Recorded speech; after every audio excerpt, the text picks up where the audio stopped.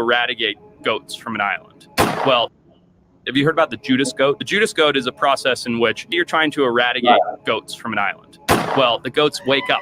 They get aware that there's a helicopter buzzing overhead and somebody's shooting them, and they all start scattering and getting scared. And it becomes harder and harder to get the last 10%. So they do this thing called a Judas goat, where they go and catch a goat, put a collar on it, and then let the goat go. And the goat finds its friends 100% of the time, and they mow down all of the other animals and leave the Judas goat, who then pops over to the next group of goats. So you're a real shitty friend if you're the Judas goat. Have you heard about the Judas goat? The Judas goat is a process in which...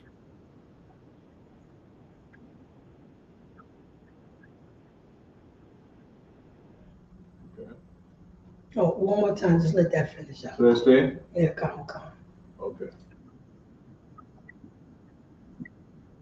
Harder and harder to get the last 10%. So they do this thing called a Judas goat, where they go and catch a goat, put a collar on it, and then let the goat go.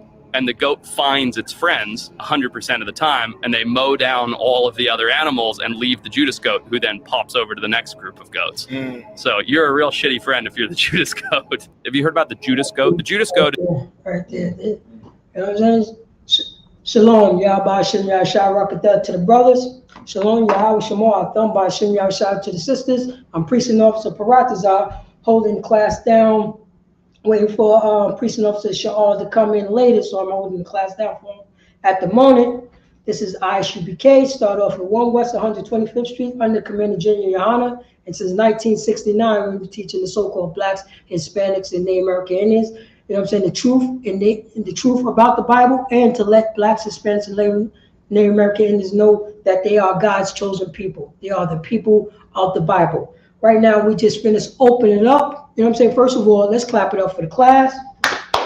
Most High God. And also, this is the law class, you know what I'm saying, that ISUPK teach our people, you know what I'm saying, the laws, statutes, and commandments according to the Bible. Let's clap it up. Most High gave us. You know what I'm saying? You can see that the first video that I opened up with, that they called it the Judas goat. The Judas goat. So now, you know what I'm saying, these are two so-called Europeans talking.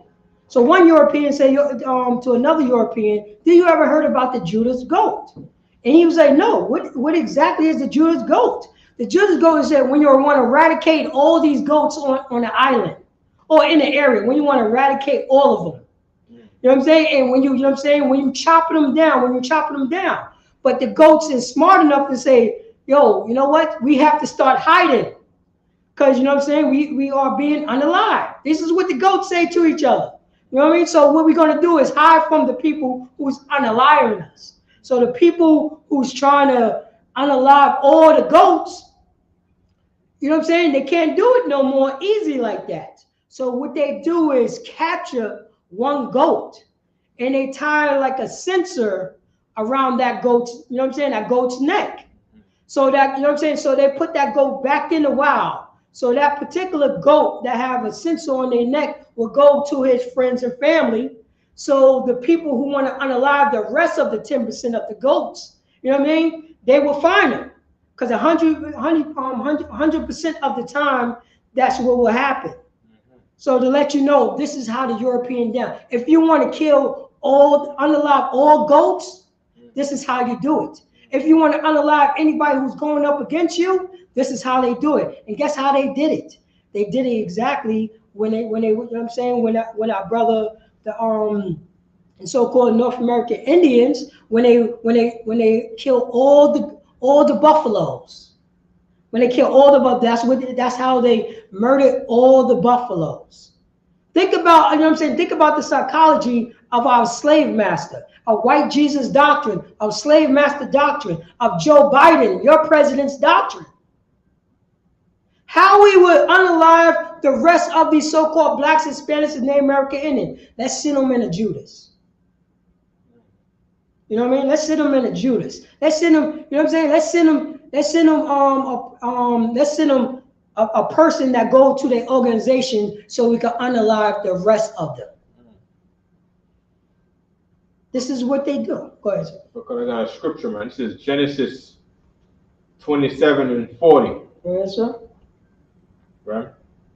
As a matter of fact, let me start at 38. Come. And Esau said unto his father, hast thou but one blessing, my father? Bless me, even me also, O my father. And Esau lifted up his voice and wept, meaning he cried. Verse 39. And Isaac his father answered and said unto him, behold, thy dwelling shall be the fatness of the earth. Oh, you want to break it down, Salah? Oh no, you want to break it down? Go ahead. Oh, it say Esau dwellings will be the fatness of the earth. Yeah. Right now, who have the fatness of the earth? There's, you know what I'm saying? There's no Japanese ships outside of our borders. You know what I mean? There's no Iraqi ships outside of our borders, but there's a U.S. ships outside the Iraqi borders. There's U.S. ships outside the Japanese borders. There's U.S. ships outside the Chinese borders. There's, you know what I'm saying? There's U.S. bases. You know what I'm saying? U.S. bases in Cuba. Right. And we can't fly it. There's U.S. bases in Japan. There's U.S. bases in Canada. Right. You know what I mean? There's no Canada bases in the U.S. There's no, you know what I'm saying? There's no Iraqi, you know what I'm saying, military bases in the U.S. Right. This is how, but you know what I'm saying? But when it comes up to the Europeans, their bases is all over the world. You know what I'm saying? That's the fatness. That's that Judas goats right there. You know what I'm saying? How can we, you know what I mean? How can we catch the ones who's resisting us? Who's resisting white Jesus? Who's resisting, you know what I'm saying, slave master doctrine when it comes to the Bible? Right. We're going to send that Judas in there. You know what I'm saying? We're going to send the clergyman in there. You know what I'm saying? Jesus loved everybody. You know what I'm saying? And that clergyman going to be a native from that land. That's the Judas goat right there. Let's take it one more time. Oh, go ahead, sir. It is a process in which you're trying to eradicate goats from an island. Well, the goats wake up. They get aware that there's a helicopter buzzing overhead, somebody's shooting them, and they all start scattering and getting. Yeah, what he said? He said when the goats wake up, when they realize, hold up. Have you heard about the Judas goat? The Judas goat with a gun that's unaliving all of us over here. The goats know. The goats know the animals know who their enemies are. You know what I'm saying? This is our, you know what I'm saying? This is our slave master want to unalive all goats. You know what I'm saying? They have a technical protocol. You know what I mean? You don't think they have this, you know what I'm saying, this type of philosophy for people? Right. How can we get, you know what I'm saying? How can we get somebody who goes along with our philosophy inside, you know what I'm saying, inside the people who's resisting us? Let's set up a puppet government. That's what it is. You know what I'm saying? Let's you know what I'm saying? Look at Haiti right now. Look at Haiti right now. You know what I mean? Let's you know what I mean? Let's you know what I'm saying? Let's try to, you know, let's do, you know what I'm saying? Because we had Haiti occupied since the 1800s. You know what I'm saying? You know the Americans had Haiti occupied since the 1800s. Right. You know what I mean? Haiti army is the American army. That's what it is. Right. You know what I mean? Even in Jamaica. Jamaica's army is the American army. What outside of, you know what I'm saying, outside the U.S. can anybody invade Jamaica? Without the U.S., you know what I'm saying, without the U.S. come in. Just realize when the Cuba was trying to exercise their sovereignty and say, we want to do trades with Russia, what did America do? To this day, America got embargoes on Cuba. Right. Because Cuba is a quote unquote a sovereign nation, but it's like what? It's about like 300, not 300 miles away from the U.S. You know what I'm saying? I say give or take like 45 miles or something. Ain't that really close to the U.S.? Okay. But this, you know what I'm saying? But they set up, you know what I'm saying, Judas goats in this, you know what I'm saying, in the environment. You know what I'm saying? This so-called European, our oppressor says, when they realize something is going on and we're being unalive, we run away and hide from the people who have the guns. So, go ahead, sir. Time. Also, the part with the fatness of the dwelling of the earth, Esau said, right? Here's the oppressor. He just goes on an island. He said, let's play it again. Goat is a process in which you're trying to eradicate goats from an island. He's trying to eradicate goats from an island. People. Yeah, right? That's what it means. Yeah. People. All people. But he has the fatness of that island. Because that island is on the earth. Like the scripture says. That's right. I'm going to keep going right quick. Right? Behold, thy dwelling shall be the fatness of the earth and of the dew of heaven from above. And by the sword shalt thou live. Right? So he lives by eradicating. He was to get rid of goats. He doesn't say, you know what, we're just going to not make them reproduce anymore. He says, unalive them all with the modern day sword, the gun. That's right. That's what he says. Oh, God. You know what I mean? God, that's it. And also, I gotta add on to that. You know what I mean? He have tactics. You know what I mean? He have you know what I'm saying? He have wellness of how to do that because he's a beast of the field. Right. You know what I mean? He unalive things just to unalive things. Yeah. That's what he do. You know what I'm saying? Why are you hunting? Well, it's a game. Right. What you mean it's a game? You're not going to feed your family? Nah. I just wanted to put it up on my wall as a trophy. Oh, right. That's the fatness. And so, you know what I'm saying? He's so fat on it that he could, you know what I'm saying, that he could just throw away food while everybody, you know what I'm saying, is hungry. You know what I mean? Because he had the fatness of the earth. You know what I mean? It's a lot of this. Oh, he must rather leave them right there where he shot them. Come. Leave them right where he shot them. They be bugging. Come. Please play that song. Oh, the video. I thought you were going to play the video. Well, the goats wake up. They get aware that there's a helicopter buzzing overhead and somebody's shooting them, and they all start scattering and getting scared. And it becomes harder and harder to get the last 10%. So they do this thing called a Judas goat, where they go and catch a goat, put a collar on it, and then let the goat go. And the goat. See how deep that is? Yeah. He said they're trying to kill all the goats on an island. All of them. For what reason? All of them. It's just a game. All of them. But then it gets hard to get the last 10%, meaning you already unalived 90% of all the goats. And he wants to get the last 10%, the last ones. Oh, man. Wait. It's not finished. When you played it, watch when you get to the end and watch what he say, what they do after when he got the 100%. Oh, man. Go ahead. Finds its friends 100% of the time, and they mow down all of the other animals and leave the Judas goat. Yeah, the language. They mow down all of him and his friends. That language. Listen to how. Yeah. You know what I mean? Just no empathy behind that. Right. Just mowed it down like it's grass. Like it's grass, man. Like they're not even alive. And that's the thing that people say. If you want to be an unaliver, you would have to take the humanity out of the thing that you're unaliving. So if they want to unalive black people, they're gonna say, you're not Israelite, you're not God's people, you're just black. Or it's a jungle out there in these black neighborhoods. It's a jungle out there. We're around a bunch of animals to take away the humanity out of the thing, so there's no guilt to the thing that they're doing. That's right. But the very second they start talking about, oh, that man had a family, he had a wife. That's why a lot of people who are unalivers, they want to plead to mercy to another unaliver. They'll say, I have a wife. That's what they do in the army. Oh, God. They get into a conflict on the battlefield. They get to unaliving each other.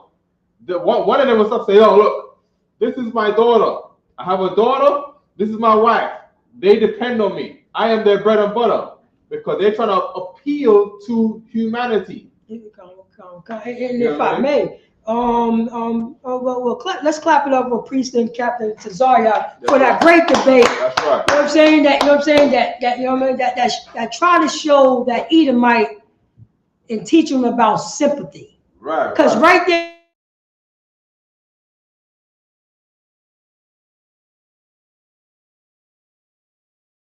Nation of people. To show humanity to another. And he said, if you show humanity to another nation of people and show empathy, you are weak. You are a punk. This is what our slave master said. This is what, you know what I'm saying, white Jesus said. That's what he said. He said, you know what I'm saying, just because, you know what I'm saying, because we don't force no Edomite to kiss the boots. Because they feel some type of, We had a dude. they start to see some type of empathy and some type of humanity what their ancestors have done to, you know what I'm saying, to our ancestors. Right. And this Edomite says, if they kiss, you know what I'm saying, if they show any type of sympathy or empathy, they are, you know what I'm saying, they are punks. They are suckers. You know what I mean? They don't deserve no love. In other words, he's trying to not say the thing that he used to say in the past. You're an N-word lover. You know how they did N-word lovers back in the day. They treat you like an N-word. And there'll be a pale-faced man hanging, being a fruit on a tree, swinging like a fruit on a tree. I'll say that much. And that's why they were so comfortable when they taking pictures with their children and having, you know what I'm saying, and having a festival. Yeah. Why, you know what I'm saying, why a black woman, you know what I'm saying, a Hispanic woman, a so-called Native American Indian woman, you know what I'm saying, so-called Native American Indian man swinging from the tree, and they just smiling like this, playing handball. You know what I'm saying? This is what they do. Cook, you know what I'm saying? Cooking up pork chops. You know what I'm saying? Right. Having fun. You saw not to bring up, but these was on postcards. Yeah. These on postcards. Little Karen. Right. You know, little Karen got the smiles, holding on to the foot of the person that they just finished unaliving so they could take the picture. Right. This is what they do. This is how they do. I'm gonna go straight into the scriptures right here. Sure, Chris. Straight into the scriptures right here, because our oppressor is the devil what the Bible speaks of. But for blacks, Hispanics, and Native American Indians, you know what I'm saying, we have to understand that, you know what I'm saying, we have to, you know what I'm saying, dust off all the nasty, filthy dust off ourselves, you know what I'm saying, which called the American system. With the, you know what I mean, our slave master system. You know what I mean? We have to not take on the traits of our slave master and to come back to the Lord's statute commandments to understand that blacks, Hispanics, Native American Indians, even though you went to the heroin epidemic, even though you went to the crack epidemic, even though you went to the heroin, the crack, and the K2 epidemic, you still God's chosen people. And the only people that are going to tell you that you're not God's chosen people, that you nothing, is white Jesus doctrine. White Jesus doctrine. How are slave master going to say that, you know what I'm saying, they're going to say that we are, you know what I mean? How are slave master going to teach us about the Bible? How is that possible? He set up the Judas goat. Right. He sent, you know what I'm saying? He sent the house Negroes towards the slave, you know, towards the field Negroes. Right. We all know about that. Right. You know what I mean? Yo, what's going on in the field? Go over there. You know what I mean? I'm going to give you some scraps. I'm going to let you chill in the attic or hang out in the basement. I'm going to get you the scraps, you know what I'm saying, that fall off our tables. You know what I'm saying? As long as you come to me and let me know, you know what I'm saying, what those people doing in the field. Are they talking about me? Let me know. Let me know. And guess what we're going to say? Yes, sir, master. Yes, sir, master. That's what we're going to say. Yes, sir, master. That's what, you know what I mean? That's what Mark say. You know, we love our oppressor better than the oppressor love himself. You know what I mean? We will fight harder for the United States of American country than we will fight harder for our own people. Blacks, Hispanics, and Native American Indians. Every war that America went through, you know what I'm saying? The Revolution War, when it was the British against their brothers, the British. Right. It was just British that was over here. Right. Guess who was help fighting on both sides? Slaves. Right. Our people. Right. They wanted to be free. The British wanted to be free. Yep. So they asked their slaves to help them fight so they could be free. After when they finished, they put them back in slavery. Oh, man. Talk about the devil. That's the devil. That's the Judas goat maker. Right. That's what he did. How you would come up with a concept like this? Right. You know what I'm saying? After when we mowed down the last 10%, we let the, oh man, did you play that last part? The last part? Yeah, play it again. Oh, go ahead, sir. It's live. Judas goat. The Judas goat is a process in which you're trying to eradicate goats from an island. Well, the goats wake up. They get aware that there's a helicopter buzzing overhead and somebody's shooting them, and they all start scattering and getting scared. And it becomes harder and harder to get the last 10%. So they do this thing called a Judas goat, where they go and catch a goat, put a collar on it, and then let the goat go. And the goat finds its friends 100% of the time, and they mow down all of the other animals and leave the Judas goat, who then pops over to the next group of goats. So you're a real shitty friend if you're the Judas goat. Have you heard about the Judas goat? The Judas goat is a process in they don't unalive the Judas goat like, yo, we got the 10%, it's over. No. They take that Judas goat to another part of the land so they can start mowing down, you know what I'm saying, so they can start the process over. He said, why unalive one when I can unalive 20? Let's use one to unalive the rest of them.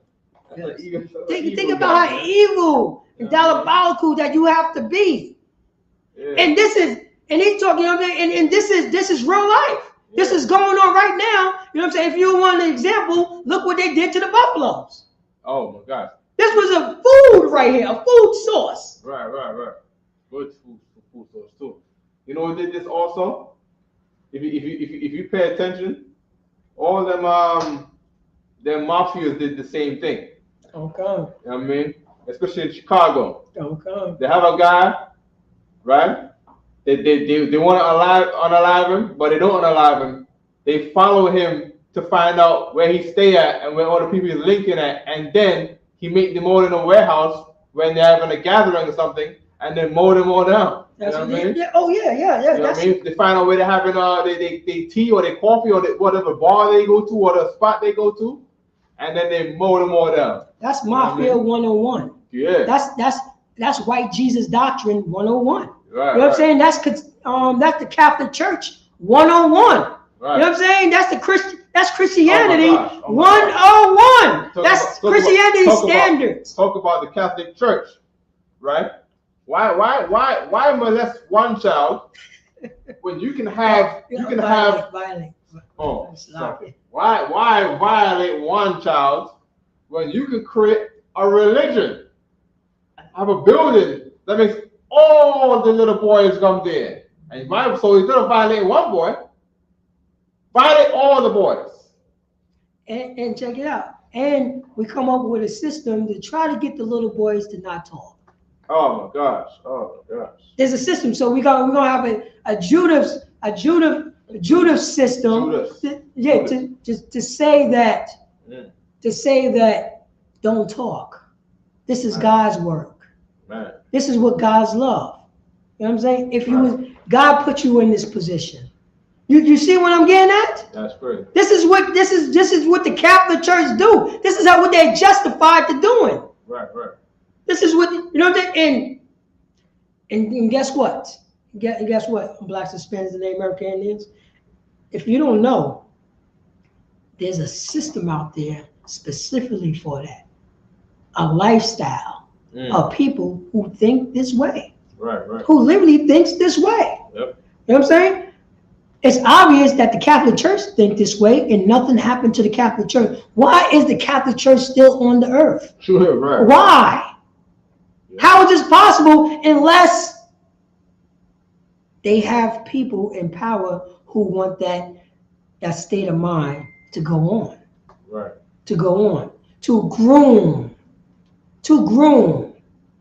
That's white Jesus doctrine all the way. But Bob Shark, if possible, can you pull up the Ecclesiasticus 6 and 7?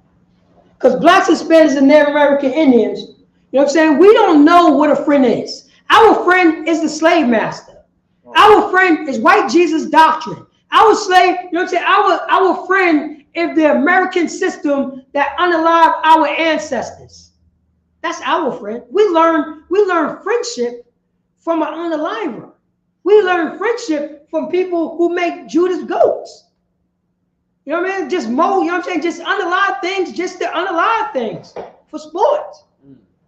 But it's time, you know what I'm saying? It's time for us, you know what I mean, to come out of that and learn what they mean friends according to the Bible. Because we don't know what friends are. Blacks, Hispanics, and Native American Indians never experienced a friend. We never experienced a friend. Did you read that, Bob Kishore? God. Ecclesiasticus 6, verse 7. If thou wouldest get a friend. Say that again? If thou wouldest get a friend. If thou wouldest get a friend, according to the Bible, not according to Joe Biden, not according to American system, not according to our oppressor, according to the Bible. Saw that from the top, sir? God. If thou wouldest get a friend. If thou wouldest. If we will get a friend, read on. Prove him first. Say that again. Prove. Slug. Prove him first. It says prove him first. You know what I'm saying? We don't lose friends, you know what I'm saying, loosely. You can't, in the world, you know what I'm saying, underneath the American system, we say friend this and friend that, but we don't know what a friend is. How do you prove a friend? In the world, this is how you prove a friend. We're going to go half on a kilo. No, this is my friend. You know what I'm saying? That we're gonna go together and unalive somebody together. That's a friend right there. A friend gonna call you like, oh, let's get high together. That's a friend. Let's, you know what I'm saying? Let's run a chain. Let's run a train on our sister. That's a friend right there. That's a friend right there. A friend with, you know what I'm saying? A friend would sell drugs to your mother. That's your man's right there that you grew up with. That's your man's with it. You see him every day. That's your friend. Prove a friend. Read on, sir. God. And be not hasty. And be not what? And be not hasty. Now, what does that word hasty mean? Don't be fast. Be not hasty. Be not quick. You know what I mean? Because in the world, that's what we do. That's what we do. Oh man, you got some weed? Oh, you my man's in them. Oh, you got money? You got all the girls and you want me to hang out with you? Oh, you want me, you know what I'm saying? You're gonna let me watch you, you know what I'm saying? Have relations with women? You my man's in them. I could get girls by hanging out with you. You my man's in them.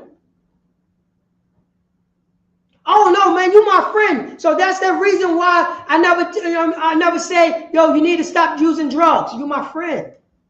I don't want to hurt your feelings. That's in the world right there. That's in the world right there. God. You know what I'm saying? We in the world we have nothing but respect of persons all day, every day. Right. Everybody call, you know what I'm saying? Everybody call, you know what I'm saying? Ex their friend, talk to me, Yonkers. I'm gonna, you know what I'm saying? I'm gonna talk to your soul for a second. Everybody call ex their friend, but nobody pull gas to the side. Right. Nobody say, yo, yeah, you know what? Yo, I talked to you, but you still doing that. I can't ride with that. I gotta give you 50 feet. Nobody shunned them to the side. Nobody shunned them to the side. Nobody shunned them to the side. They was right there, you know what I mean, right there enjoying the conversation. Right. They ain't supposed to say, yo, man, you're going off, man. Yo, this one, you know what I'm saying? You're going to end up in a hospital or someplace, man. You got to stop doing this, man. Right. If I was, you know what I'm saying? If I was your man, you know what I'm saying? You would stop this or you would try to fight. But I'm your man and I'm going to give you 50 feet. And I'm gonna let my, you know what I'm saying? I'm gonna let the dudes like, no, I don't mess with him because he do this. He putting himself in a situation. Right. And I don't think that's cool. Right.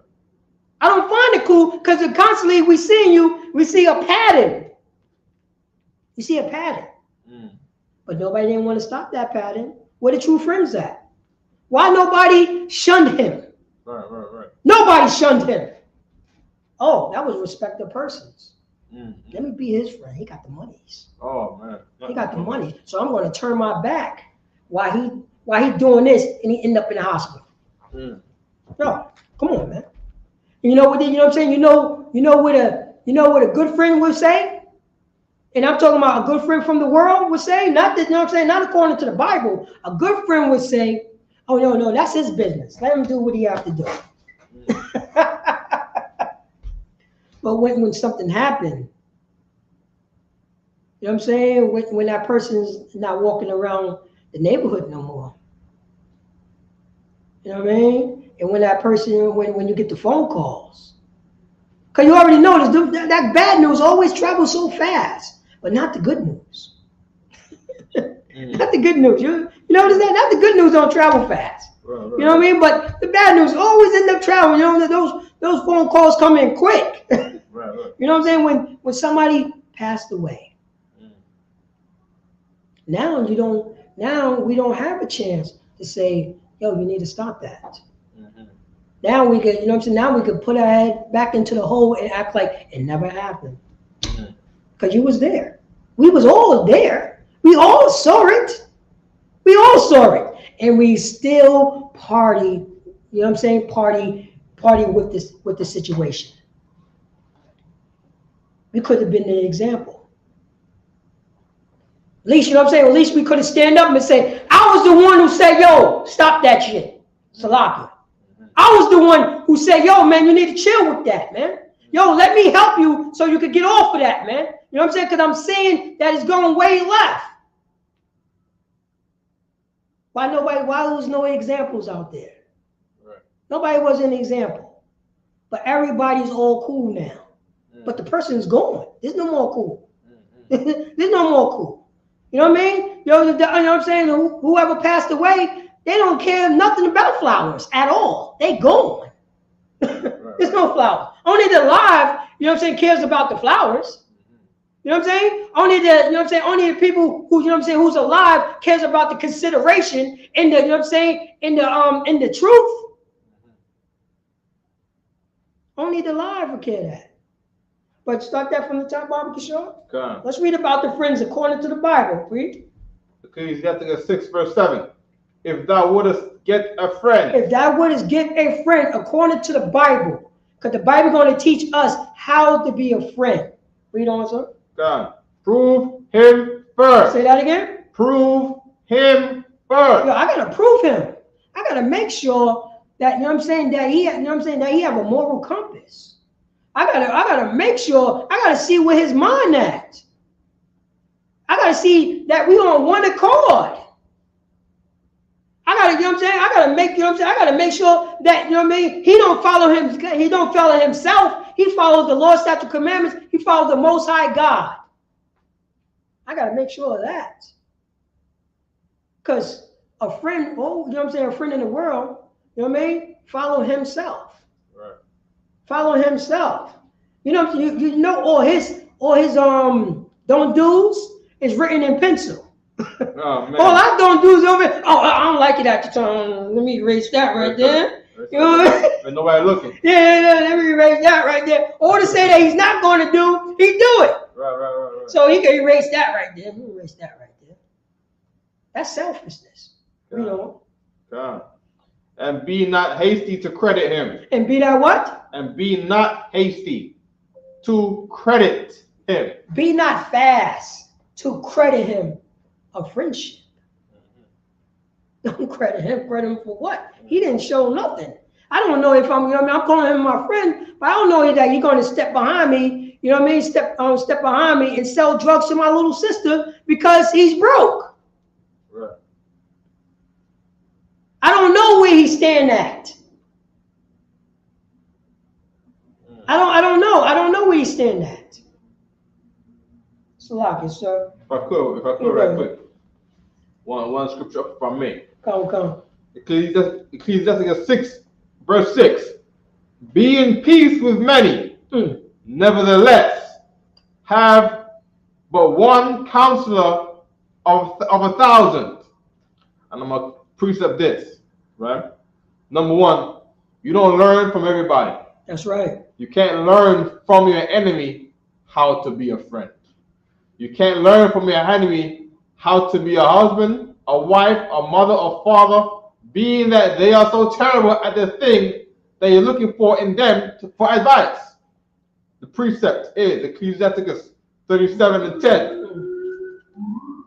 Consult not with one that's a suspected thief. Right? Verse 11. Neither consult with a woman touching her of whom she is jealous. I'm going to keep going. Right? Nor with an unmerciful man touching kindness. An unmerciful man touching kindness. Unmerciful? That's what blacks and Hispanics and Native American Indians became. Unmerciful men.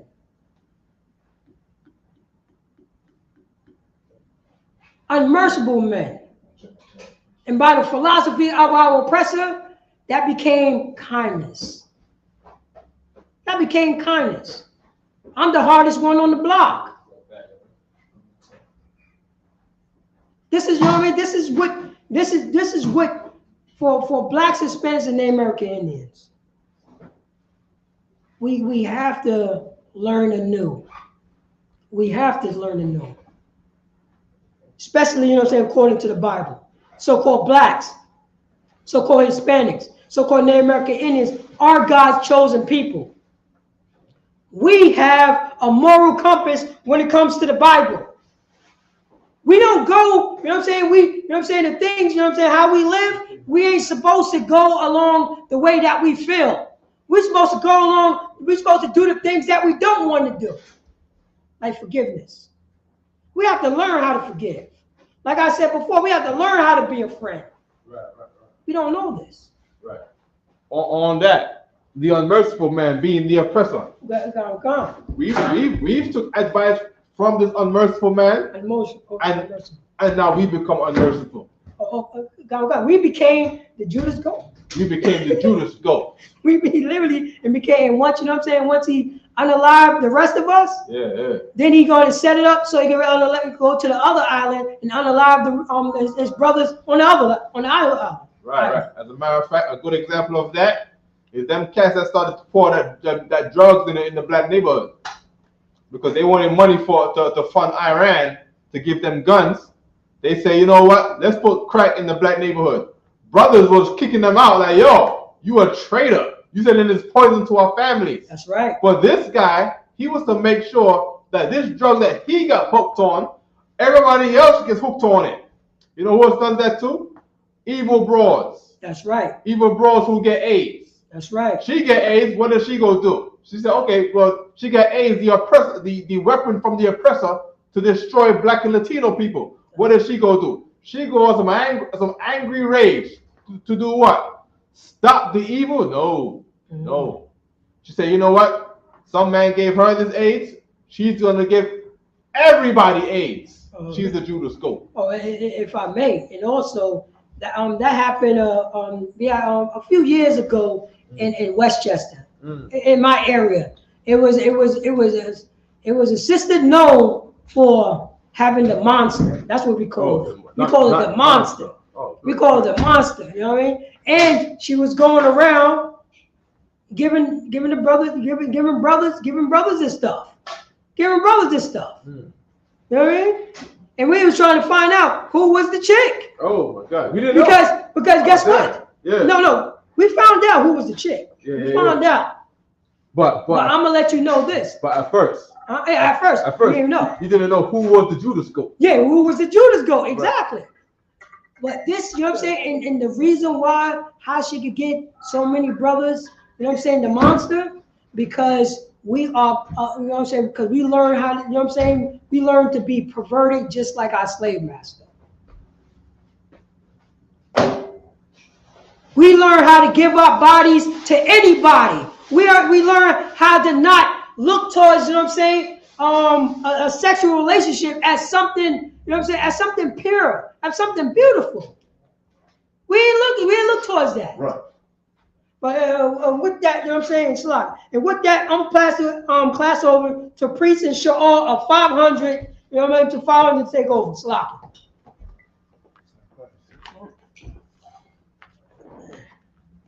I was going to get into the, I got your what's name up there also. I got your what's name up there too. What's that? Evans, yeah, I was going to go into that. It's going to be my third script. Clap it up for Preaching Officer Paratazar. The water priest for holding me down. So, like, dear brothers and sisters, give me one moment. All right, well, Officer Paratazar, you just hit a major point before you stepped off the podium. You said what? That we give our bodies to anybody? We get our bodies, we get our bodies to anybody. We was talking about that it was a sister a few years back, a couple, you know what I mean, about a decade and a half back, that I guess she got upset, so she started spreading HIV. Right. You know, in the area where I live, and we didn't know who it was. But I said the reason why it was so easy for her to spread it because, you know what I mean? Because we learn how to give our bodies away so easily. Right, right. You know what I mean? And we look towards each other as just pieces of meat, like Right. nothing, like the way our oppressor looked at us. Right. The reason why she's doing it because she has not been taught. Mm. You know what I mean? She has, you know what I'm saying, to realize that let me repent and not do this no more. Let me not put myself in this situation. Right. And let me be the example to not, you know what I'm saying, to not get into a position like this. No, she just went through a rage. She ain't got no counseling of anything. She just went out and did the damn thing. It's like, Good. What you brought up was so heavy because basically I want to prelude for last week class. You understand? Well, last week class was my father told me not to marry outside my race, which is a heavy thing that you brought out. You understand? We give our bodies to anybody. You understand? There was a point in time during slavery, you understand, when we fought tooth and nail as a black man, as a black woman, black Hispanic, and Native American Indians, you understand? We fought, we stuck together like glue, you understand? And under these oppressive circumstances where, yo man, like the oppressor was a monster towards us, you understand? They would take our married wives and ravish them. Can we say ravish? yes. They would ravish them right in front of right in front of us. You understand? Right in front of our sons and our daughters. You understand? It was a point of time where the oppressor, the female dog, you understand, would try to manipulate the male slaves into having sex because, you understand, she got beaten upside the head by her drunken husband. This is nothing new that I'm talking about. You understand? This is all throughout the slave movies. You could watch the movie Mandingo. The movie Mandingo and the movie Drum shows you that. You understand? Where the dog, they would come into our chambers, you understand, and try to have sex with us. The oppressors would sexually abuse our women. So we fought tooth and nail against that, you understand, and all our might, to the point that sometimes they might unalive us. But here we go in this day and age where Martin Luther King made it acceptable. You understand? He made it acceptable for the black man to go and lay down with the white woman. Right. You understand? Even though he made it acceptable, it's not acceptable to the Most High. You understand? That's still against the Lord says his commandments to have sex outside our race with the other nations. You understand? And we're going to get right into it because I know we're short on time. But before we go there, I want to go to, can you give me Romans 12 and 10? Have you brought the scripture out? Because I know you in the No, I haven't. Come on. Romans 12 and 10. See how the chat is looking. Shalom to the brothers and the sisters in the chat. But sure, please like the content. Like the content.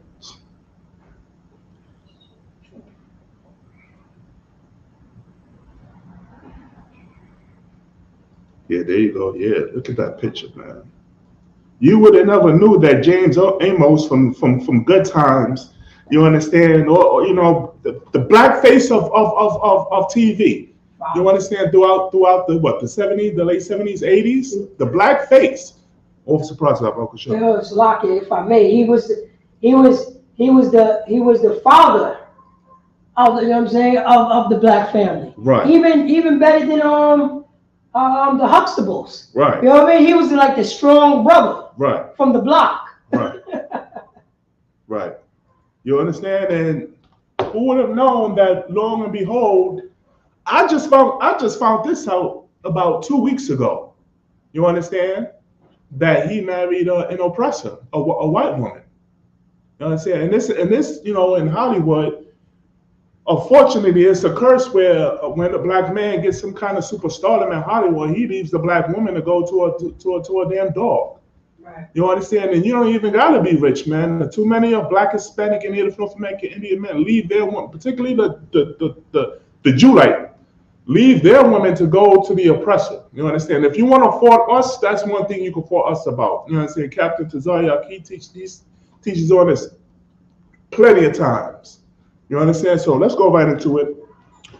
Romans chapter 12, verse 10.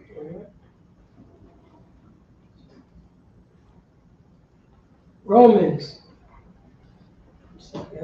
chapter 12. Chapter 12, verse 10. Do we got the scripture pulled up or? 110, man. What we got? Romans chapter 12, verse 10. Mm-hmm. Be kindly and affectionate. Be what? Kind, affectionate. Be kindly affectionate. Read that again.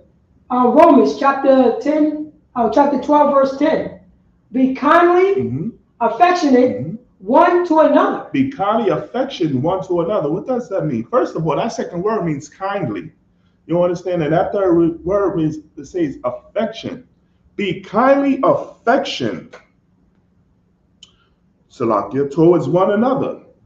And that's a heavy scripture right there, because we lost that in the Black, Hispanic, and Native North American Indian community. You understand? We lost touch of that emotion. That one little simple, you may think it's a small thing. You may think it's a small thing and an irrelevant thing. But to be kind and affection goes a long way, man. You don't understand. You can save a brother or sister life just by saying hello, good morning. How are you? Have a great day. Right. You understand? You're special. Keep your head up. You understand? Fight. You understand? Keep fighting. You understand? Small things to that nature. Be kindly affection towards one another. That one another is talking about your fellow Israelite, your neighbor. It's not talking about the other nations. Because we adapted this habit where what? We only say what? Good morning and hello to the other nationalities. Shalom, Yahweh, shalom.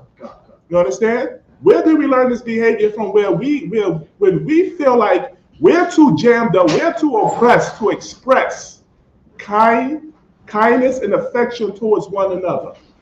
You understand? Oh, I understand. We got that New York, you understand, on the go mentality. You understand? We got that mean New York mentality where we can't even be affection and kind and mercy. You understand? And understanding and patient towards one another. Oh, don't let it be a crowded bus in the Bronx. Forget about it. We all gonna lose our mind. We all gonna get disrespectful, impatient. You understand? It's bad enough it's bad enough that we're racing to the slavery, and we got the same thing in common. This yours, sir? You want this? And we got the same thing in common. We're racing to the slave. When are we going to pause and just be kind and affectionate towards one another? Be sympathetic with each other's oppression, because you're going through the same thing. I'm going through the same thing. The scripture says in what is it, that Jeremiah, that Judah and Israel was oppressed together. Right. Oppressed together. We're in this together, brothers and sisters, whether you like it or not. So it's about time that we be what? Kind and affectionate towards one another. Extend some common courtesy. You understand? Extend some common courtesy. You understand? Because you would like to be showed, you understand, patience and mercy and understanding and respect. So that in the hood, you understand? We gotta push this. And this is what the ISUPK, the Commander General Yohana, been doing since 1969. We've been learning how to put on back these goodly traits that Christ showed us. Read that again, sir. Be kindly, Uh-huh. affection, one to another with brotherly love. With what? Brotherly love. With what? Brotherly love. With brotherly love, man. That's brotherly love, man. You understand? You treat me as like how you would want yourself to be treated. You understand? Or how you would treat, you understand, someone that you love so dearly. You understand? That's how we gotta start seeing each other. You understand? As damn, what's that word? Give me right on that word. Intermediate family? Yeah, intermediate family. Intermediate family, like you know what I'm saying? Your mother is my mother, your father is my father, your brother is my brother, your sister is my sister. That's how we gotta start seeing each other, man. You know what I'm saying? Because we are a nation. You understand? We are a nation of brothers and sisters. And it's high time that we gotta get out this, you understand, this mentality like we're not in it together, man. You understand? Because as soon as it hit home, as soon as tragedy hit home, God forbid, you understand? And you in a jam, you're gonna want that sympathy. You're gonna want that same sympathy, you understand, that you didn't give your brother or sister, man. Right. Show brotherly and sisterly love. The scripture says brotherly, right? It says be kindly affection one another with brotherly love. You understand? But we all know that brotherhood goes together with what? Sisterhood, right? Read on. God. In honor. And what? In honor. Read on. Preferring one another. In honor. You understand? In honor. You understand? That's an honorable thing. You understand? That's an honorable thing to be polite. You understand? Polite. You understand? Because we're not a nation. The Lord didn't teach us how to be rude and disrespectful. You understand? And not courteous to one another. You understand? It's an honor to uplift another brother, to uplift another sister, because you never know what they're going through, man. You understand? We're suffering out here by the hands of the oppressor, man. Look at the immigrant crisis that's going on. You understand? And what did Christ say? You understand? If you are found, at least these little ones, you have done it unto me. You understand? These little ones is talking about the children of Israel. He used physical children as an example. You understand? But physical children is representing the whole nation of Israel, man. Because you understand, what you harm them, you're doing it unto Christ. And that's one thing we better start understanding, man. You understand? Whatever you do to me, whatever unbrotherly or unbrotherly thing, that you show to me, you're doing to your house shot, man. Read on. God. You want to go on verse 11? Oh, read that last precept again, God. Romans chapter 12, verse 10. Uh-huh. Be kindly affection. Read on. One to another. Read on. With brotherly love. Uh-huh. And honor. And what? Honor. Read on. Preferring. What? Preferring. Preferring. Oh, wait, what does that word prefer mean? Prefer means to choose that specific one. Just how the Most High preferred us in Deuteronomy chapter 7 and 6. You understand? He called us a what? A holy people, right. A chosen people, a separate and special people. You understand? All the characteristics that goes into the guideline as the word prefer. He preferred Black, Hispanic, and Native North American Indians. It tells you that in Psalm chapter 147, 19 and 20. You understand? When he don't know the other nations. Why? Because he doesn't prefer them like how he prefers you, Black man, Hispanic man, Native North American Indian, Black man and woman. He doesn't prefer the other nations as like how he preferred you. So the same trait, how the Most High, with the same emotion, how the Most High feels about us, we're supposed to pass on that trait towards each other, preferring one another, not go outside our race looking for love. You understand? Looking for love from the other nations who does not understand what you're going through, who haven't been through your struggle, whose lineage and history is not the same as yours, Black, Hispanic, and Native North American Indian. You understand? You think that you're a Black man and you have a dog for a wife, and when I say dog, I'm talking about the white woman. You understand? Or the Asian, or the African, or the East Indian, or the Arabs. Ew, filthy, disgusting. You understand? You think if the boss calls you the N-word, you could go home to them and say, well, oh, honey, you understand, I had a bad day at my job. My boss called me the N-word. It got kind of hectic. Your wife is going to be looking like you, well, with that puzzled, confused, stupid look on her face, because she can't sympathize with you. Because her race doesn't understand, you understand, for hundreds and hundreds of years of being called the N-word, spick and wetback.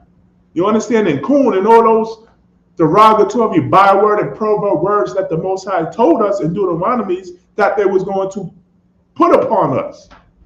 They can't relate to your struggles. So how dare you go outside outside your race and prefer another race?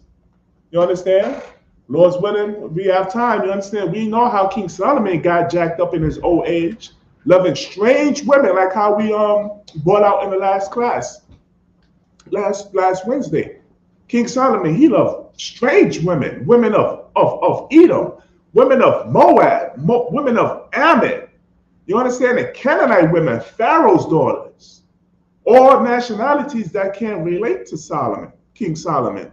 You understand? And his nation. And the thing is, the only thing they do is look at you as a sexual desire. Right. You understand? That's the only thing they look at you as, a sexual desire. You become their pet. You understand? And they suck all a little bit they suck the what's the all the goodness, all the energy out of you. Mm-hmm. God, and they would suck all the how could I inheritance? We don't got no inheritance, but whatever you got, they'll take. They'll take. You understand? Look at all these Israelite actors and rappers and performers and movie stars who marries outside their race. You understand? All that wealth is going to go to them when you pass away. You understand? And God forbid if someone along their line marries an Edomite or a different nationality, and that continues, your seed line is going to be wiped out. It's going to be no more Israelite seed line. Let's go to what's that? Judges chapter 13. All right, Judges 13. Judges chapter 13. All right, we're going to read about the story of Samson. We a black man from the tribe of Dan who preferred himself an African woman from an African woman. You understand? We're going to see what befell on Samson. You want 13 and 1? We're going to start at 13. We're just going to basically go read these two chapters, scripture by scripture.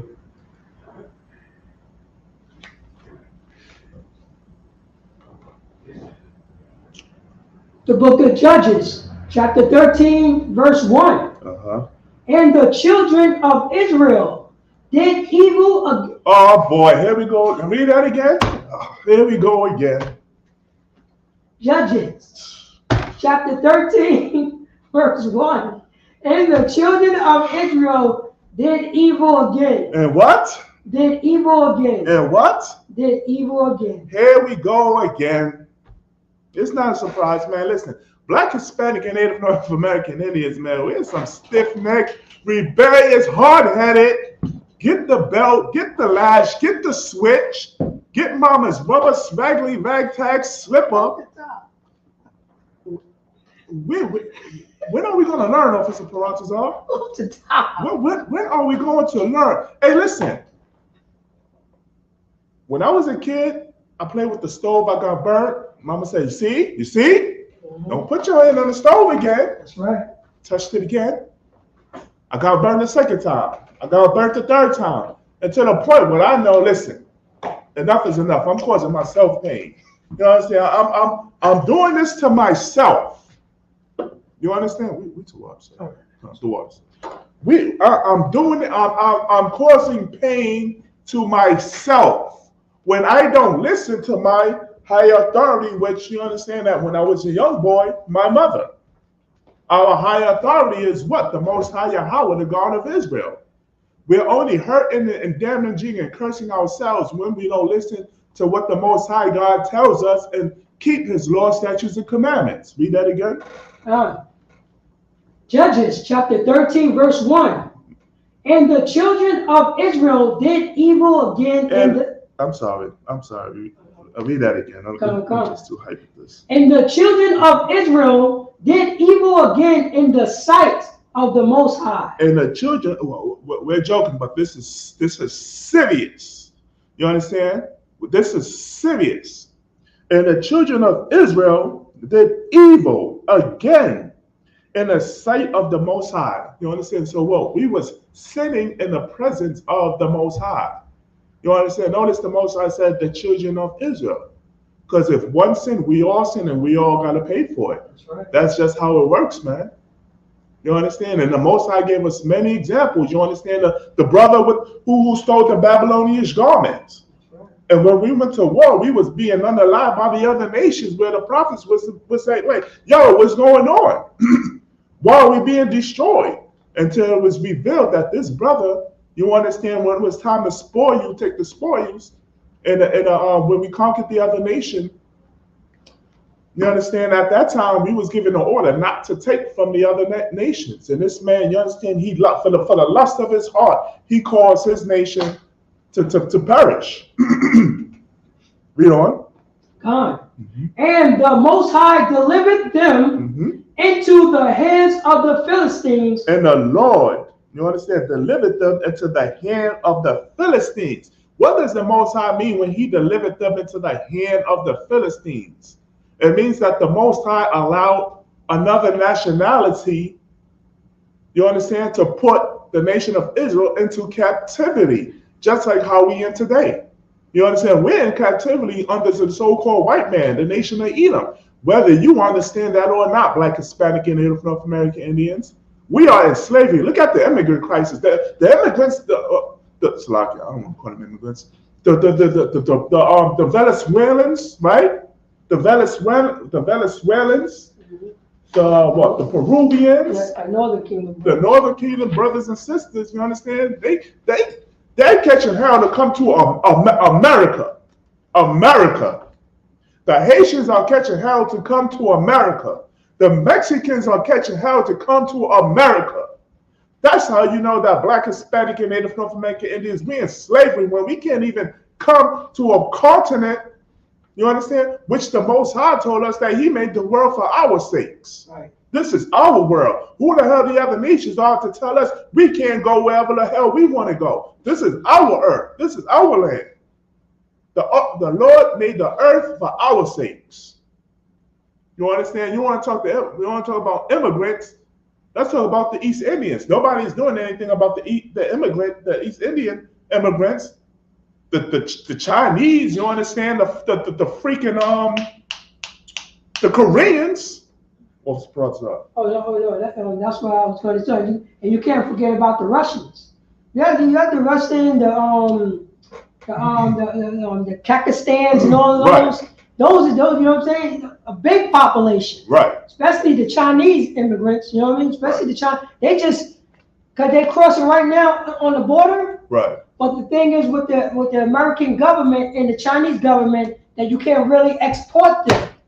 So guess what? They're gonna blend into those Chinese, those Korean towns, those Chinese, you know what I'm saying? Those Chinese towns, so on and so forth, into nothing. Officer Ross, they come in comfortably on planes. On planes. You understand what I'm saying? On planes. They're not risking their life going through the muddy swamps, you understand, and swimming across the ocean like our Cuban brothers and sisters, our Mexicans and our Haitian brothers and sisters. They're risking out their lives. You understand? Out there in the ocean and the swamps and dry deserts to come over here. They're coming in on planes, man. Not to get far off the topic. We don't about the show. So the Lord delivered them into the hand of the Philistines 40 years. Who is the Philistines today? Today, the Philistines will be called the Africans. the African nation. Read on. Salaki, if I may. This is what they, you know what I mean? But these days they're pronouncing it the Palestinians. The Philistines? Yeah. Well, no, but today that's what they pronounce Palestinians. Right. You know what I mean? But, I got it wrong, Salaki. So no. The Philistines is correct. Right. They're all Africans. Right. These days it's pronounced Palestinians. Correct. But they think the Arabs is the Philistine, the ancient Philistines. Correct. Which are Hamites. Right. Most High Christ. Why don't you get me right on that? Read on. Verse 2. Verse 2. Uh-huh. And there was a certain man of Zorah. And there was a certain man of Zorah. Read on. And the family of the Danites. Of the family of the Danites. Hey, listen, man. I know what Danites? Who's Danites? Yeah, Danites might seem kind of strange. You understand? At one time there was a tribe of Dan. You understand? But when you read the history, the tribe of Dan got done away with. You understand? You could ask your history teacher to break that down to you, right? So this brother, you understand, he was a brother. Zorah was a brother, an Israelite from the tribe of Dan, of the family of the Danites. Read on. Whose name was Manoah. Salaka, hold on for a second.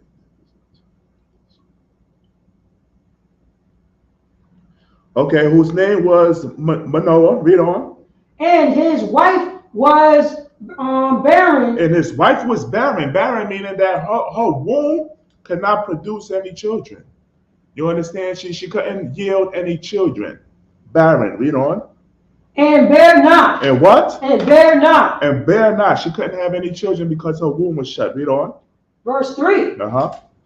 And the angel of the Most High appeared unto the woman. So the angel appeared unto the woman. Read on. And said unto her, Behold now, thou art barren. Thou art barren. Read on. And bearest not. And bearest not. You can't make any children. Read on. But thou shalt conceive. Mm-hmm. And bear a son. So the angel is telling Manoah's wife that now you can conceive and bear. And not only you conceive, but the angel told the brother's wife that you will have a son. So of course, you understand this is no immaculate conception which your Christian or your Catholic church would try to teach you. You understand Manoah, he went home and he had sex with his woman after he got the message from the angel. You understand? The sister was like, hey, listen, man, this angel came to me and was like, yo, you understand? I know you barren, but listen, man, you're going to conceive. And not only that, you're going to have a son. So you understand? They went home and they did their thing. Read on. Let me see what that was. Verse 3. Verse 4. Verse 4. Now therefore, beware, I pray thee. Now, the angel is given the sister instructions now before she will conceive and have a son. Read on. And drink not wine nor strong drink. So I can read that from the top of the show. God. Now therefore, beware. What? Beware. What? Beware. This is a warning. You understand? This is warning from the angel. You understand? Which we all know that angels are messengers from the Most High. So in reality, this is the Most High that's giving this sister the message. The Most High is giving this sister a warning. Beware. You understand? Read on. I pray thee, and drink not wine. And drink not wine. Read on. Nor strong drink. Nor strong drink. Read on. And eat not any unclean thing. And eat not any clean thing. So the instructions of this newborn son was to what? That this son of hers would not be able to what? Drink any wine or strong drink. You understand? For out there who says, oh, you can't drink alcohol or especially alcohol. We proving that right now in the scriptures. You understand what I'm saying? Meaning that Anybody else could consume. We're about to go into the. I don't want to get the story away, but there's plenty of scriptures that prove that alcohol, you can consume alcohol. It says, one of the scriptures says, I'm paraphrasing, give strong drink to a man that's in mourning. I'm paraphrasing. Read on. Mm-hmm. Verse 5. Slakia. So the son can't drink wine or strong drink and eat of any unclean thing. Read on. What else? Read on. Verse 5. Verse 5. Mm-hmm. For lo, thou shalt conceive. Salakia.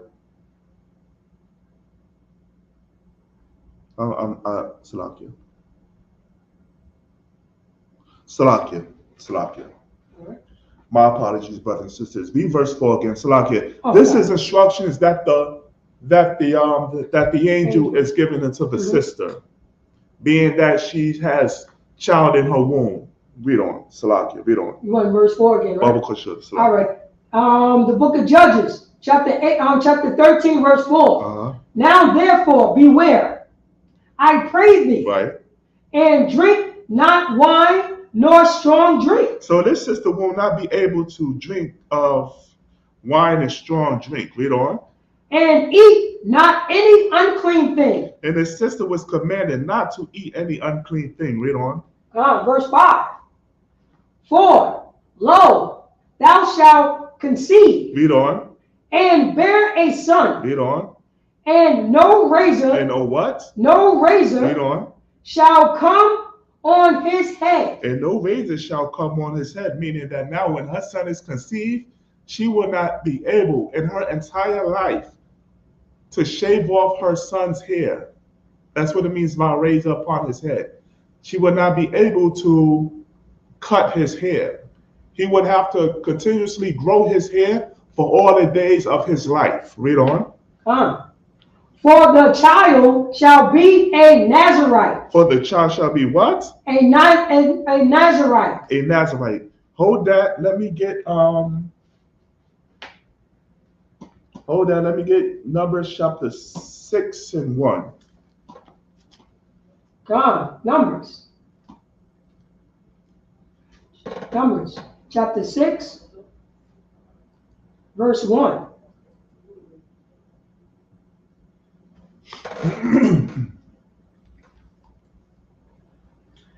And the Most High speak unto Moses, saying, speak unto the children of Israel. Read on. Say Slack. Verse 2. Speak unto the children of Israel, and say unto them, when either man or woman. When what? When either man or woman. When either man or woman. Read on. Shall separate themselves. Read on. To vow a vow of a Nazarite. To separate themselves unto the Most High. So being a Nazarite is basically a vow. You understand? Like a special vow you were pledged into the Most High, right? And now when we read in Judges, this angel is telling the sister that her son, you understand, her son will be pledged to be a Nazarite. So no razor could go on his hair. You are not allowed to cut the hair off his head. Read on. Verse 3. He shall separate himself. Now these are the commitments, you understand, and the vows you have to make as being a Nazarite of the Most High. Read on. Separate himself from wine and strong drink. So you got to separate yourself from wine and strong drink. Read on. And shall drink no vinegar of wine. And you cannot drink any vinegar of wine. Read on. Nor vinegar of strong drink. Or vinegar of strong drink. Read on. Neither shall he drink any liquor of grapes. Neither shall he drink any liquor of grapes. Read on. Nor eat moist grapes or dry. Or either you can't eat moist grapes or dry. Read on. Verse 4. All the days of his separation shall he eat nothing that is made of the vine tree. Read on. From the kernels, even to the husk. Mm-hmm. Verse 5. God. Verse 5. All the days of the vow of his separation, there shall no razor. There shall what? No razor. Read on. Come upon his head. Mm-hmm. Until the days be fulfilled in the which he separate himself unto the Most High. Read on. He shall be holy. Now listen, he shall be holy. Now this is where you Rastafarians get it all twisted up. You understand? This is where you Rastafarians, Halassia, and all that nonsense get it twisted up. You understand? Where you think that Samson had dreadlocks. Samson did not have dreadlocks. Keyword dread. You understand? Locks meaning of what? You can unlock a lock, right? Officer Paratazar, if you have a lock, you have a key to unlock it. That's right. Locks should be able to get unlocked. You understand? Locks, biblically, is talking about 3 strands of hair that you pleat together, whether it was whatever hairstyle you would like, and you can unpleat it. You can unstrand those 3 strands of hair. That's what locks mean. You understand? Dreadlocks is meaning that what? You let your hair get matted up to the point where it's just nothing but dead hair. Officer Praza, you know it. Oh no, you know. No, if I may, the 3 strings is you put as we call it today cornrows or box braids. You know what I mean? But Right. but not twist. Right. Not twist, because twist is just you twisting your hair Right. around. Right. But we're talking about you're locking the 3 strings together. Right. Right. So you know what I mean? So because you know what I'm saying, locks is, you know what I'm saying, like dreadlocks mean, you know what I mean, you just let your hair sit. Right. You twist your hair and let it sit. Right. So there's no key to unlock it because you have to cut your hair out. That's right. But with, you know what I'm saying, the locks that we're talking about, the Nazareth row is, you know what I mean, you don't have to get his hair braided. He can Right. just have the afro Right. or just let it flow. That's right. You know what I mean? Right, He can right, do that. right. Yeah, Like, right. you know, like priest, like you have priest and officer Ashaya Allah. That's the right. way he wears it. Right. You know what I mean? Yeah, right. And he would be if he would have took the Nazareth route, he would look like, you know what I'm saying, if he didn't want to braid his hair, that's how it would look. That's right. That's how he would look. Okay, That's the style he wants. Yeah, right, priest. That's What? fine. I got more on it. Come on, verse 5. All right. Verse 5 from the top. Numbers chapter 6 verse 5. Uh-huh. All the days of the vow of his separation, there shall no razor come upon his head Read on. until the days be fulfilled. Oh, and Salaki, if I may, I say until the day be fulfilled. In a Rastafari, you can never cut your hair. Right. So there's no Nazareth, you know what I mean? No Nazareth. You know what I mean? Because they don't have no fulfillment. Right. That's what they, you know what I mean? That's what it is. But the thing is that they think the dreadlocks is, you know, is a vow like a Nazarite vow. Right. It's not. Separated, fulfilled. In the which he separate himself unto the Most High. Mm-hmm.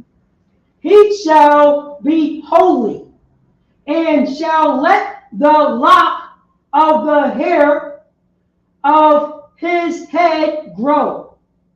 Right. So basically, you could read on, you know what I'm saying? You could read on in this chapter to get a better understanding of what a Nazarite vow is. You understand that sense, something that the age you told Samson would be a part of. You understand? Just to give you a clear context understanding of what the angel was telling, of what the angel is showing the sister what her son's life will be like, right? So let's go back to Judges. Let's go back to Judges. What verse we left on? Let's do 5 again. Judges 13 and 5. Judges chapter 13 verse 5. Uh-huh. For lo, thou shalt conceive and bear a son, and no razor shall come on his head. Read on. For the child shall be a Nazarite unto power from the womb. God. And he shall begin to deliver Israel out of the hands of the Philistines. And now this son will be, you know what I'm saying? He's going to start to deliver Israel out of the hand of the Philistines. So this brother, he has a purpose. You understand? He has a purpose in life. You understand? And his purpose in life was to be raised up to deliver the children of Israel, his people, out of the hand of the captivity of the Philistines. Read on. What verse? Verse 6. Read on. Then the woman came and told her husband. And then a woman came and told her husband, read on. Saying, a man of God. A what? A man of God. An angel is what? A man of God. Read on. Came unto me. Read on. And his countenance was like the countenance of an angel of God. Right. You understand that? We all know that when an angel comes down, you understand, it's in the appearance of a man. You understand? An angel don't come down with flapping wings. You understand? It's in the appearance of a man. Read on. Very terrible. Very what? Terrible. Very terrible. You understand that? Hey, listen, man. You let the oppressor fool you. The angels, little white babies with diapers. You understand? And nah, man. Listen, man. The angels of the Lord, very terrible. You understand what I'm saying? You get intimidated. Hey, listen. You go to Passover. You understand? Some of you younger brothers. You understand? Your sisters who haven't seen a real masculine man, which is understandable. Because this society promotes, you understand, feminine men. You understand? You might get intimidated by how we look, how we dress, how masculine we are. You understand? You might get slightly intimidated. But listen, man, just imagine an angel of the Lord was to come to you, man. You understand? Very, very terrible. Read on. But I asked him not hence he was, neither told he me his name. Read on. Verse 7.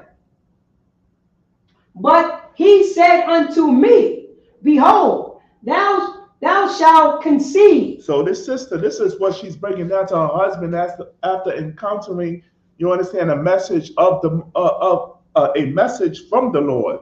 You understand? Via through the angel. Read on.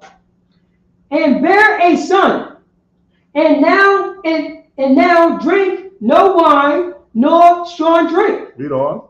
Neither eat any unclean thing. For the child shall be a Nazarite to God. For the child shall be a Nazarite to God. You understand? So the Most High is already what's the word? Predestined. You understand his life. You understand? Read on.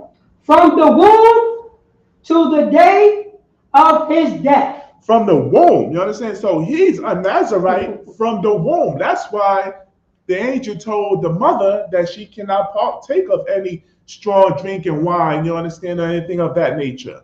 Read on. Because she's fashioning her son in her womb to be a Nazarite. Read on. Verse 8. Then Manoah entreated the Most High and said, O my Lord, let the man of God which thou didst send come again unto us. So now the husband, you understand, now he's asking the Lord, you understand, for this angel to come back so he could get furthermore instructions on how, you understand, this child should be raised. Read on. And teach us what we shall do unto the child that shall be born. Read on. Verse 9. And God hearkened to the voice of Manoah. And the Most High hearkened to the voice of Manoah. When it means hearken means to listen. You understand? He replied back.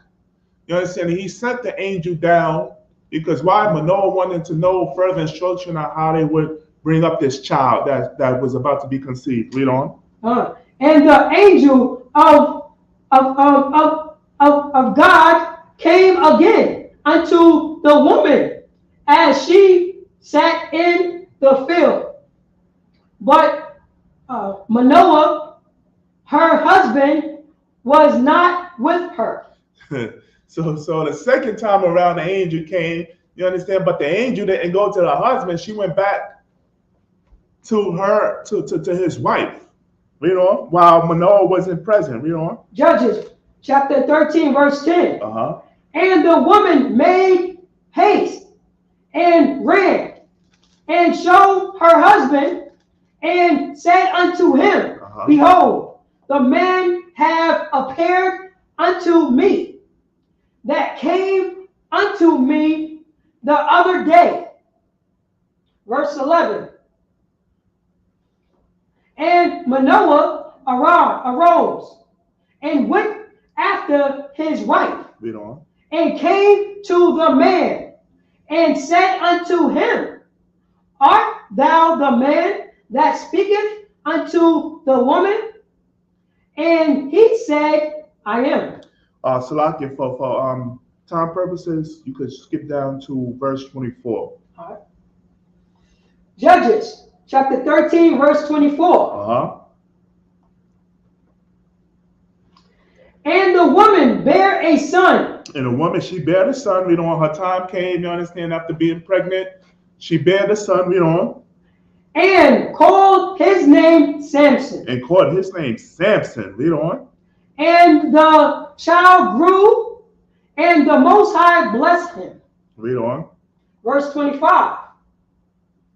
And the Spirit of the Most High began to move him at times in the camp of Dan between Zorah and Eshtaol. You understand? So the Spirit, you understand? We all know what the Spirit means, right? The Spirit means the vibe, the will of the Most High. So the Spirit was on Samson.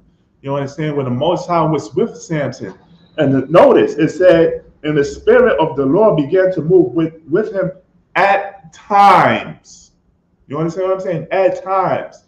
We're going to get to why it says at times. Read verse 14, one more, show. What time we got? 43. No sweat.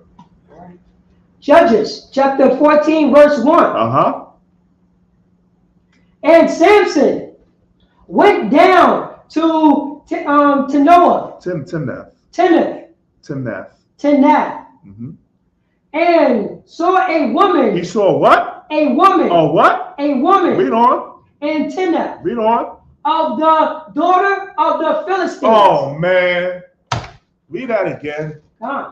Judges chapter 14, verse 1. And Samson went down to Timnath. And saw a woman in Timnath. Read on. Of the daughter of the Philistines. Now, we in captivity under the Philistines, aren't we not, Officer Paratazar? That's right. We're at this time, we're under the captivity of the Philistines, the Africans. Now, Hamites. And now Samson, you understand, he's checking out this Philistine woman, you understand, the daughter of the Philistines. Joseph was in captivity and he still said no to a Hamite. Damn right. Oh, wait. Yeah, that's damn right. And she was coming on to him. Right. Why? Because Joseph had the law. You understand? Before Moses got, we had the laws. There's no excuse. Never. It was never an excuse for Black, Hispanic, and Native North American Indians to sin. We don't. Verse 2. Because ultimately, who did we get the law from? We got the law from Adam. That's what it means when he became a living he became a living soul. Was it? A living. He became. I'm paraphrasing. He became a living spirit. Living spirit. Why? Because what? That living spirit is talking about the laws. Lord statutes, commandments. Read on. Judges chapter 14, verse 2. And And he came up and told his father and his mother and said, I have I have seen a woman in Tanakh of the daughter of the Philistines. So Samson is love struck. You understand? His heart is racing. He saw this Hamite, this African. Now he goes up to his mother and father for approval. Hey mom, hey pop, yo, listen, man. I saw this woman from the Philistines. Read on. Come. Now, therefore, get her from me to wife. Wow.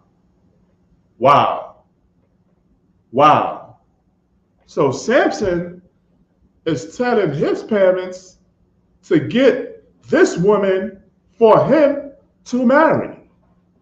You understand what I'm saying? Don't the scriptures tell you how we're not supposed to cause each other to sin? Samson is causing his mother and father to sin by fetching her to marry him. And we just and in Deuteronomy it tells you that what we're not supposed to give our sons and our daughters away to the other nations. Read on. Verse 3. Then his father and his mother said unto him. Because they were so unwest. You understand? His mother and his father was Salakia. His father and his mother was so unwest, and they knew the Lord's statutes and commandments. They knew that we was not supposed to be going outside our race for marriages. Read on. Said unto him, is there never a woman among the daughters of thy brethren? Or among all my people? Read that again. Is there, read on. Is there never a woman among the daughters of thy brethren? Oh, wait. Or among all my people? So the father and the mother was like, Samson, listen, man, you got like 12 tribes right here. You understand? It's locked here. First they was talking about just among the Danites. Then you know what I mean? Then they said, what about the rest of the tribes? Yeah, you jumped the gun, but you in the spirit. No, you got it. You got it. You understand now? And that what you brought out is so heavy. I was about to say, the Danites. Can you imagine? Listen, man, we know each tribe got their own special quality, characteristic, look and style. But damn, man, I can only imagine what the Danite sisters probably look like, man. Today, so the Danites got, you know what I'm saying, they still around, but it's more majority. They got consumed within the Manasseh. Right. Manasseh, the so-called Cubans. Right. The so-called Cubans. So you could say, you know, amongst that, you know what I'm saying, they're like the, you know, it's a big family, but that's how they got, you know what I mean? Because the Danites family had their tribe had a lot of women. Right? So basically, right, as Officer Parazza broke it down, you understand? They're like, hey, listen, man, Samson, man, listen, you got your tribe. You know what I'm saying? You got the tribe of Judah, Benjamin, Levi, Simeon, Zebulun. You know, is there ever? Read on. It's a lot. Yo, you can even talk to, you know what I'm saying, a Levite. One of the Uskin, you know what I mean? You can talk to them, you know what I'm saying? One of those priestly women. That's right. It's a lot. Among your people, let me see, let me see, that thou goest to take a wife of the uncircumcised. Of what? The uncircumcised Philistines? Of the uncircumcised Philistines. You understand? I'm circumcised. You understand? There's another word, a lawless nation. That's right, a lawless nation. You understand? A lawless nation, an uncircumcised, you understand? A lawless nation. Read on. And Samson said unto his father, get her for me. That's so black. That's so black, Hispanic, and Native North American Indian. That's so much like us. That's so much like us being so hard-headed when our parents tell us what to do all in our ear. And we're like, well, you want to get her for me or what? Hey, listen, the father and the mother pleaded to Samson. And after all of that, it's like, what would you call it? A waste of breath. Are you going to give me this woman or not? Read on. Hey, listen, man, this book called the Holy Bible is a Black history book, man. I'm saying this book belongs to Black, Hispanic, and Native North American Indians, man. Because only Black people talk and deal like this. And when I mean Black, I'm talking about all tribes. You understand? What we talking about? How comical and maybe sound comical. You understand? But this is flavor. We're reading flavor right here, because this is what goes on. Exactly what goes on within our communities, man. This is why people that can't relate to this. Right. Read that again. That's heavy. And Samson, start at the verse 3. That last precept. And Samson said. And Samson said, "Come, I was just there." Oh, it's locked. There you go, right there. And Samson said unto his father, "Get her for me." Get her for me. Read on. For she pleaseth me well. For she pleaseth me well. Listen, I don't give a damn. And Officer Prozar, that's so Kanye West. You understand? That's so what? Michael Jordan. Give me some of these things. That's so John Amos. John Amos. That's so who else? Jeezy. Jeezy. Yeah, you got Jeezy. You understand? The list goes on. You understand? And this just not apply to the Black, Hispanic, and Native North American Indian man. Man also. This applies to the sisters as well. That's right. You was going to say something? Khan. Also, what is the tennis player? Damn. Man, listen. Officer Prozar, we're gonna have to make a part 3. It's all good. You want to break it down? No, I'm going to break it down, but I was going to say this. You know what I'm saying? Also, this is you know what I'm saying? It's the same statement that says, pretty much he said, "I love who I love." Right. Love don't got no color. Right. That's what he's saying. Right. Love ain't got no nationality. Right. That's what he said to his parents. Right. That group that groomed them as a Nazarite. Right. Right. You know, Officer Prozar brought up the Williams, right? The Williams sisters, Serena and Venus. Now, not to go off the topic, but we all know the story of Serena and Venus Williams, right? Famous, world famous tennis players. You understand? These are sisters. These are Judites. Mm-hmm. Are they from the tribe of Judah? They're from the tribe of Judah. From the tribe of Judah, right? Right, Judites. Now, if you understand, when they was younger, their father fought tooth and nail. You understand, to keep their Officer Prozar. Keep it simple. Keep their blackness. Right. Keep it simple. Right. Keep their blackness. Right. To keep their blackness up, right? It was one time where they got interviewed as children, and it was an oppressor that was interviewing them.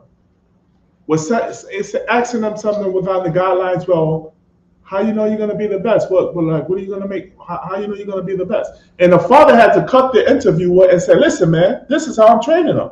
You understand? Don't put that doubt in their mind. This is how they're gonna be." And plus, Officer Prozar, their father hated the white man.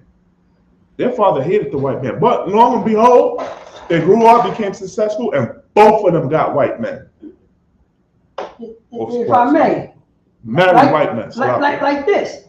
They know the history. Mm-hmm. You know that their father taught them the history, right, what he went through. They literally sat there and saw it. Right. You know what I'm saying? They witnessed all the racism. Right.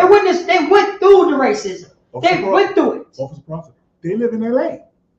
They live in LA. They went through it. They literally went. Right. but they're not my age, so they're not that too far away Right. from the Rodney King. Right, You right. know what I mean? So they was among all of this. You know what I'm saying? And if they didn't get, you know what I'm saying, if they didn't see it, they learned it from their father. Mhm. You know what I'm saying? Of course their father taught it to them. Right. But it's the same thing that's in the scriptures. You know what I'm saying? Samson, he grew up as a Nazarite. Right. You know what I'm saying? He knew the tradition of the Israelites. Right. He knew the traditions. Right. He not only he knew it, he was bred. You know what I mean? He was bred Right. in that tradition, like literally, like bred it. You know Right. what I mean? This is just what you know. Right. You know this. Right. You're a Nazarite. Everybody know who you are. Everybody know what this is. You know the parents is doing this since birth. You know what I mean? Right. And you know what I'm saying? He got the long braids, the box braids is flowing, the afro is flowing. You see what I'm saying? Right. The two braids on the side is flowing. So he grew up in this stuff. Right. He knew not to touch it. You know what I'm saying? When you're a Nazarite, you know what I'm saying? You know the law, statutes, commandments. That's right. Off the top. You know the law, statutes, commandments. You know Deuteronomy already off the top. That's right. He know it. Right. That's his job, is to know. He's a Nazarite. Right. His father taught him the law, statutes, commandments. That's why his mother and father pleaded with him. Is there not a woman amongst your, you know what I'm saying, your tribe or the whole nation? But he's hard-headed, just like how we are today. Read on. That's right. Judges chapter 14, verse 4. But his father and his mother knew not that it was of the Most High. So okay. So now his father and his mother knew that the Lord was behind this. You understand? The Lord was gearing, you understand, Samson up to be, put in a situation. This is what the Lord wanted, in other words. Read on. That he sought an occasion against the Philistine. For at that time the Philistines had dominion over Israel. Right. So basically, Samson, the Most High is behind this. You understand? Is behind Samson wanting to be with this woman because this woman is going to. I don't want to give away the story. Let's read on. Now, verse 5. Then went Samson down, and his father and his mother to Timnath,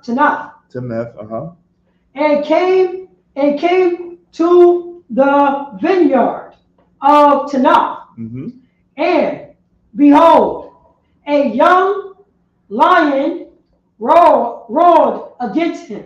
Right. Verse 6. So now Samson, you understand, he's going down to the yards of Timnath, and he came across this young lion. You understand what I'm saying? And it roared at him. And so imagine, Dan, can you imagine what kind of land that was in to come across a lion? Read on. Judges chapter 14, verse 6.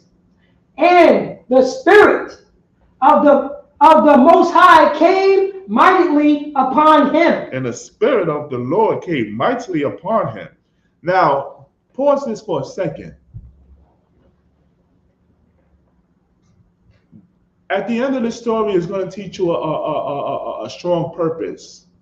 You understand? Which, this strong purpose we read in Ecclesiasticus and the Apocrypha, that we always got to remember that it's not us. You understand? We're nothing before the Lord. All strength comes from heaven. If you're dead and right with the Lord, you're following his law, statutes, commandments, you understand? You're being brotherly and sisterly to your brothers and sisters. And most importantly, you're putting in your penny and you're raising up this nation because you can keep the law, statutes, commandments all you want to. You understand? What works are you putting in? Whether you're a brother or whether you're a sister. You understand? That your strength will come from heaven. It doesn't come from, it's not from you. You understand? Your strength doesn't come from, I'm masculine, or I could do this and that with my hands.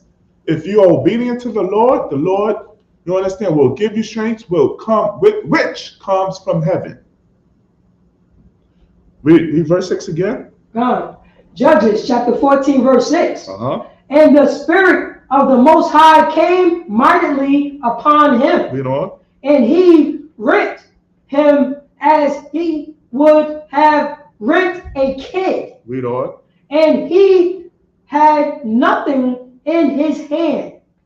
But he told not his father or his mother. You understand what rent means? You understand? He tore this lion apart. You understand what I'm saying? This young lion that Samson encountered, you understand? He unalived the lion. He ripped the lion apart, tore him apart. Read on. Gone. But he told not his father or his mother what he had done. Read on. Verse 7. And he went down and talked with the woman. So he went down and he met up with the woman of the Philistine. Read on. And she pleased Samson well. And she did what? Pleased Samson well. Read on. Verse 8. And after a time he returned to take her. Now, after a time, he returned to take her. So he pleased her well. You understand? They engaged in a little bit of, talk. You understand? You understand? And then after a while, you understand, he did what? Read that again. And after a time, he returned to take her. Read on. And he turned aside to see the carcass of the lion. The dead body of the lion went on their journey back. Read on. And behold, there was a swarm of bees and honey in the carcass of the lion. Right now, you know what I'm saying? There was some bees. You understand? They formed a swarm of bees formed within the carcass of the rotting carcass, right? And honey produced. Read on. Come, verse 9. And he took therefore and he took thereof in his hands, and went on eating, and came to his father and mother. Read on. And he gave them. And he did what? Gave them. Read on. And they did eat. And they did what? And they did eat. They ate of the honey from the dead carcass of the lion. Read on. But he told not them that he made taken the honey out of the carcass of the lion. So Samson, he didn't tell his parents that this honey came out of the dead carcass of the lion. Read on. So if I may, he ain't even supposed to touch that. Right. Read on. Verse 10. So his father went down unto the woman, and Samson made there a feast, for so used the young men to do. Read on. Verse 11. And it came to pass, when they saw him, that they brought 30 companies to be with him. 30 companions to be with him. Read on. Judges chapter 14, verse 12. And Samson said unto them, I will now put forth a riddle unto you. If ye can certainly declare it me within the 7 days of the feast, and find it out, then I will give you 30 sheets and 30 change of garment. Now, does this sound like a poor brother to you? You understand? Samson is breaking down to these 30 companions. If you enter this riddle, I'm going to give you 30 sheets and 30 changes of garments. You understand? Letting you know that, listen, man, you understand? We had some wealth. Officer Broadside. Samson had money in the family. He had general wealth. He had money in the family. Read on. Now, verse 13. But if ye cannot declare it me, then shall ye give me 30 sheets and 30 change of garments. Read on. And they said unto him, put forth thy riddle, that we may hear it. Read on. Verse 14. And he said unto them, out of the eater came forth meat. Read that again. He said unto them, out of the eater came forth meat, and out of the strong came forth sweetness.